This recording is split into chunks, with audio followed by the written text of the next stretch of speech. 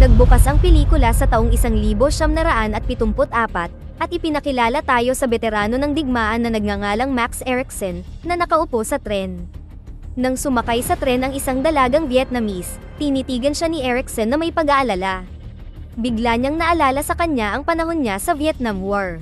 Ang eksena ay lumipat sa isang flashback sa panahon ng Vietnam War noong 1966. Ang pangkat ng mga American Scout ay nakatanggap ng misyon na hanapin ang mga lihim na tunnel na ginagamit ng Vietcong upang maglunsad ng sorpresang pag-atake. Isang gabi, habang nasa masukal na kagubatan, nakarinig sila ng mortar fire. Inobserbahan nila ang mapa at napagtanto na ang mga kalapit na sundalo ay inaatake ng kaaway. Inutusan ni Teniente Riley ang kanyang koponan na pakinggan ang putok upang malaman kung nasaan ang kaaway at pagkatapos ay ipinaalam sa punong tanggapan ang tungkol sa kasalukuyan nilang lokasyon. Dahil sa takot, biglang sinimulan ng isa sa mga sundalo ang pagbaril sa sundalong Vietnamese. Ito ay nagbunyag sa kanilang pagtatago at naalertuhan ang kaaway tungkol sa kanilang lokasyon. Di nagtagal, nagsimulang umulan ng mortar fire, at ilang sundalo ang napatay habang ang iba ay nagmamadali sa kaligtasan. Samantala, ang Private First Class na si Max Eriksen, na nag-iisang nagpapatrolya, ay naghanap ng mapagtataguan nang makarinig siya ng pagsabog sa malapit. Biglang yumanig ang lupa, dahilan para mahulog siya sa nakatagong lagusan ng Vietcong kung saan naipit ang kanyang mga paa. Habang ang sasakyang panghimpapawid ay dumating at nagsimulang salakayin ng kaaway, nananatiling nakaipit si Eriksen sa tunnel. Lingid sa kanyang kaalaman, tahimik na lumapit sa kanya ang isang sundalong Vietcong na may dalang kutsilyo sa makipot na lagusan. Ngunit bago siya makaatake, nagawang iligtas ni Sargento Tony Meserve si Eriksen. Ang mga Amerikano ay muling nagsama-sama at sunod-sunod na pinabagsak ang mga kaaway. Kinaumagahan, sina Eriksen, Meserve, at ang kanilang iskwad na binubuo ni na Corporal Thomas Clark, Private Hatcher, at Sergeant Brownie ay pumunta sa kalapit na nayon ng ilog para sa pansamantalang tirahan. Si Eriksen ay naiiba sa kanyang mga kasama dahil mabait siya sa mga bata sa nayon, hindi tulad ng kanyang mga kasamahan na naghihinala sa lahat ng tao sa Vietnam. Sa kabila ng maigting na kapaligiran ng digmaan, pinananatili ni Eriksen na buo ang kanyang pagkatao sa pamamagitan ng paggalang sa mga mamamayan at pag-aalok ng tulong kung kinakailangan. Nang maglaon, pinaalalahanan ng mga sarhento na sina Brownie at Meserve ang kanilang mga sundalo ng kahalagahan ng pagsunod sa mga utos ng walang pag-aalinlangan, lalo na't ang kanilang oras sa Vietnam ay malapit ng matapos. Gayunpaman, sa sandaling iyon, ang mga sundalo ng Vietcong ay nagtatago sa mga halaman, kasama ang mga taga roon na nagbigay impormasyon. Bigla nilang pinaputukan ang mga Amerikano at nasugatan si Sergeant Brownie.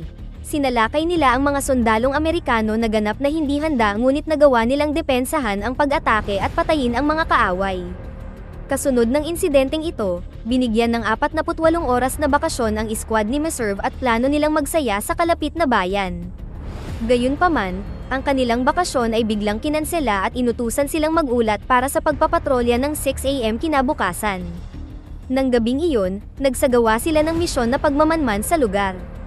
Si Meserve, na nalulungkot sa pagkawala ng kanyang malapit na kaibigan, si Brownie, ay nagpahayag ng kanyang pagnanais na makaranas ng kaginhawaan sa piling ng isang babae sa pinakamalapit na nayon. Maya-maya sa gabing iyon, ang squad ay dumating sa kanilang outpost gate upang makipagsapalaran sa nayon. Gayunpaman, hindi sila pinapasok ng gwardya at ng kanilang commander ng kumpanya sa bahay aliwan. Ipinaalam sa kanila ng commander na ang lugar ay nananatiling limitado sa kanila.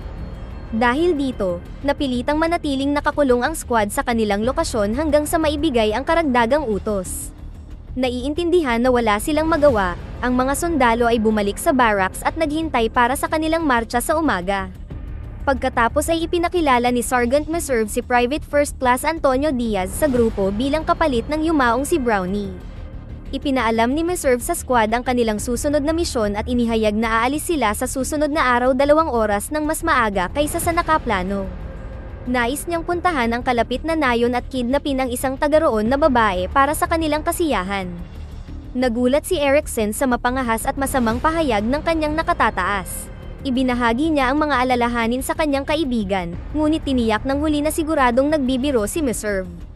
Sa kasamaang palad, kinaumagahan, narating ng squad ang nayon at puwersahang kinuha ang isang babae na nagngangalang Tantay Owen mula sa kanyang pamilya. Ipinaalam ni Meserve kay Eriksen na pagpipiestahan nila ang babae kapag nakarating na sila sa kanilang outpost. Hindi nagtagal, sumiklab ang kaguluhan sa nayon habang nakikiusap ang mga mag-anak sa mga sundalo na iligtas ang dalaga. Gayunpaman, nagbingi-bingihan ang mga sundalo sa lahat ng kanilang pakiusap. Sa halip, gumawa sila ng kakilakilabot na aksyon laban sa kapatid ng babae, na iniwan si Eriksen na nabigla at hindi makapaniwala na magagawa ng kanyang mga kasama ang ganoong bagay. Matapos kidnapin ang dalaga para sa kanilang makamundong pagnanasa, nagpatuloy ang mga sundalo sa kanilang mga tungkulin. Hinarap ni Eriksen si Sergeant Meserve, iginiit na ang kanilang ginawa ay isang krimen, ngunit binaliwala ng huli ang kanyang pagtutol at inutusan siyang magpatrolya.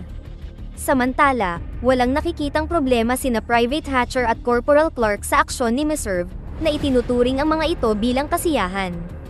Nang maglaon, nagpahinga ang grupo at sinubukang makipag-ugnayan sa bihag na babae. Si Clark ang unang lumapit sa kanya ngunit siya ay nag-ambala ni Hatcher, na sa tingin niya ay may napansin siya sa mga halaman. Nagpaputok siya, para lang matuklasan na ito ay isang hayop lamang.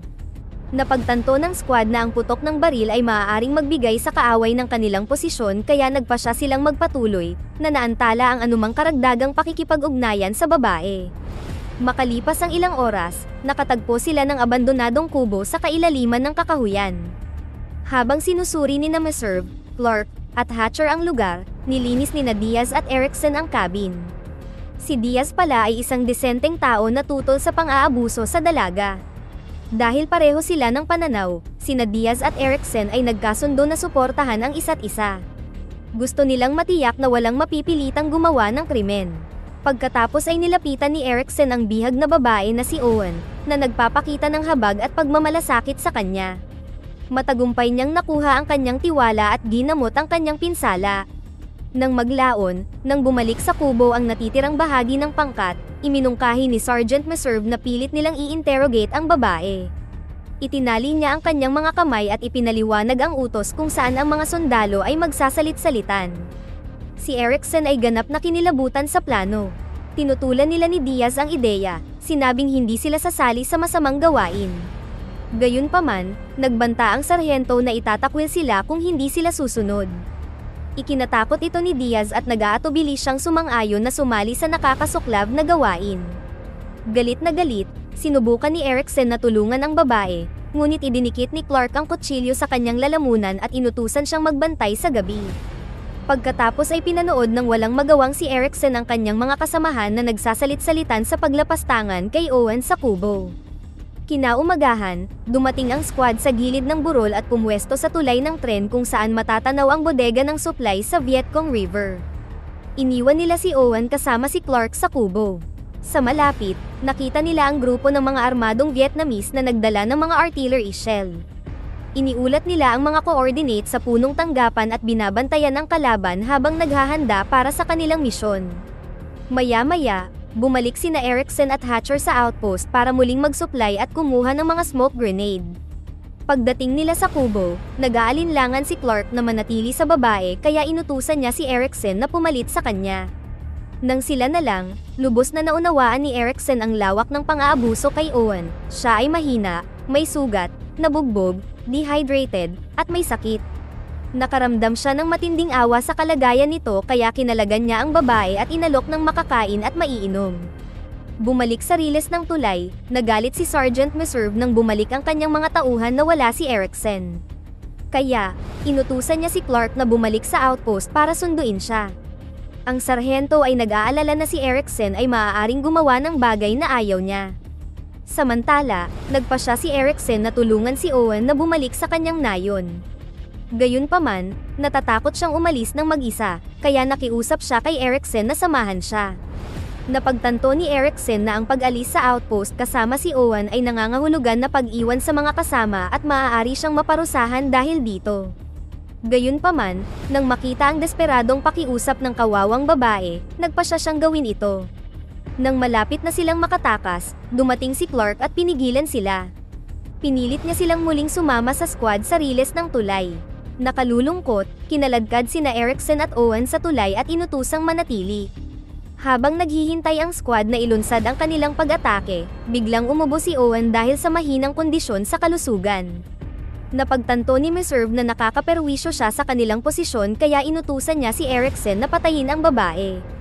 Tumanggi ang ating bida, kaya inutusan ng sarhento si Hatcher na gawin ito, ngunit nag-aalangan din siya. Habang papalapit ang mga helicopter sa di kalayuan, agarang inutusan ni Meserve si Diaz na patayin siya.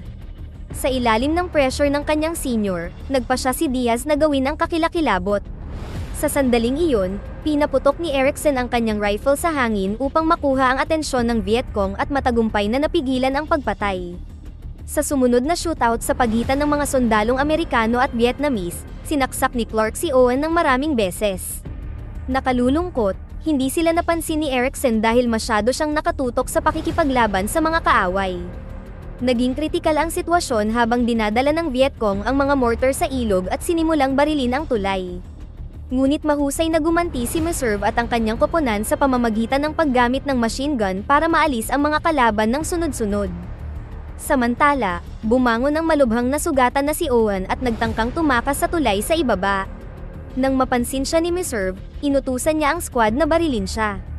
Sinubukan ni Erickson na pigilan sila, ngunit hinampas siya ni Meserve ng baril at natumba siya.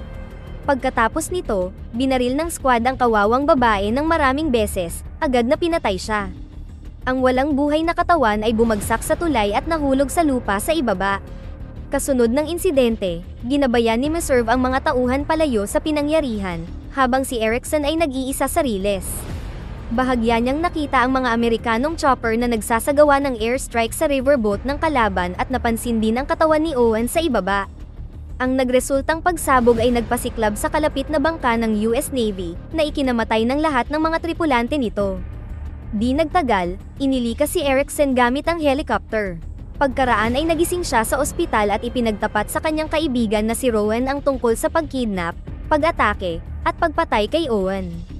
Naiintindihan ni Rowan ang kanyang pag-aalala at pinayuhan siyang makipag-usap kay Teniente Riley. Ganoon ang ginawa ni Erickson ngunit nakalulungkot, tumugon si Riley ng mahabang paliwanag. Binigyang diin niya kung paano maaaring masira ng insidente ang record ng pagpapatakbo ng unit at nagpapahiwatig na ang pinakamahusay na gawin ay kalimutan ang tungkol dito.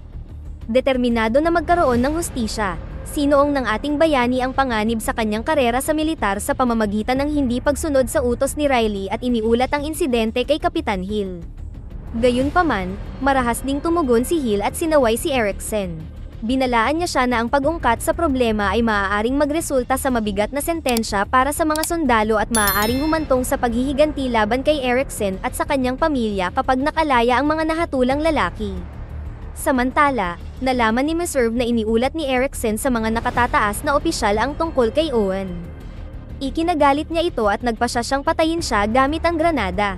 Nang gabing iyon, naghinala si Erickson nang makita niya si Hatcher na nakatayo sa pintuan ng banyo at mabilis na tumakbo palayo.